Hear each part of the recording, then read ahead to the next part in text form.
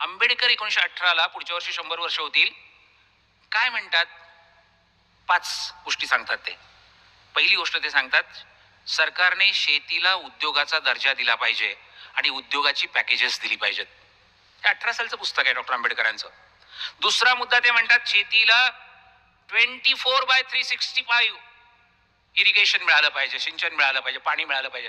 त्याच्याशिवाय शेती परवडू शकत नाही. तिसरा मुद्दा ते सांगतात, the burden on the agriculture. Gaikwad sir इथे बसलेले आहेत, ते सांगतील आपल्याला, बोजा वाढतोय, ओझं वाढतंय.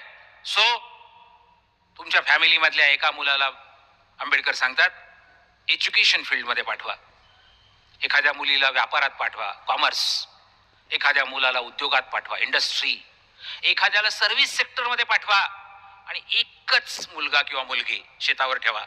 सगळे जर शेतावर राहिले तर बर्डन इज एक्सेसिव्ह आणि ऍग्रिकल्चर विल बी कोलॅप्स्ड.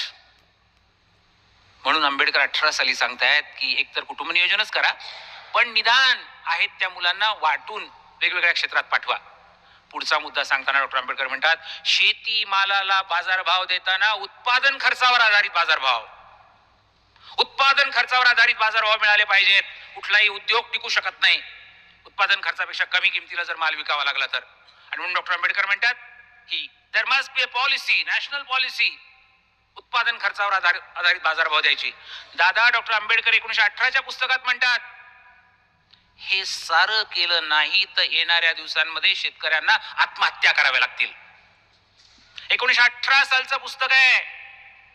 मी तुम्हाला कुणाला हात वर करायला लावणार नाहीये, पण हे पुस्तक तुमच्यापैकी कोणी वाचलंय का असं मी एवढ्यासाठी विचारत नाहीये की जयंतीचे कार्यक्रम होतात, पुण्यतिथीचे कार्यक्रम होतात, आंबेडकरांवर अनेक कार्यक्रम होतात. आम्ही प्राध्यापक लोक, आम्ही वक्ते, आम्ही पत्रकार, आम्ही लेखक ज्या बाबासाहेबांच्या गोष्टी 10 लाख वेळा सांगून झाल्यात त्याच परत सांगतो.